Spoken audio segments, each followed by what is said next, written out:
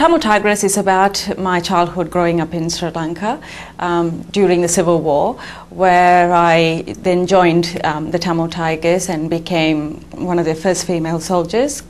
And then I fled the country and arrived in Australia seeking political asylum.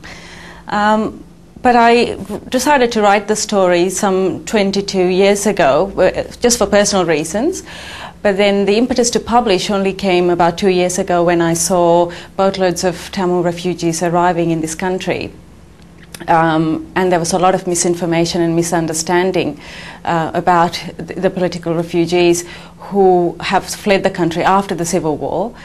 Although now I'm a happily married mother of two who lives in the North Shore of Sydney and holds a degree in biotechnology and law and works at a university, I realized that people need to understand these are real human beings, and I needed to put a personal voice to their story, because all the information that was in the media or either politically motivated or drummed up for sensation, etc.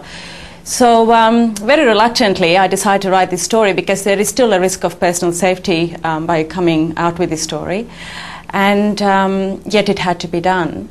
And one of the things I thought about it also was that it's a fairly unique story, because it's not only from a Tamil tiger, but it's also the perspective of a female child soldier, which I thought would be fairly different to most of the stories that are out there. And I hope that the reader will gain an understanding for the political situation in Sri Lanka and have some empathy for these people, as well as gain an understanding into the mind of someone so ordinary like myself, who comes from a Catholic middle-class educated background, and one with a mixed-race family at that, would go into joining a Tamil tiger, becoming a Tamil tiger, and ready to sacrifice their life for the cause. But also I hope the reader gets to appreciate the beauty of Sri Lanka, the deep-rooted traditions and the culture.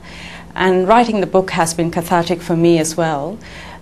So it's been certainly worthwhile me revisiting the story, which is a very painful chapter in my life after 2 decades. So I hope the reader enjoys it and appreciates it.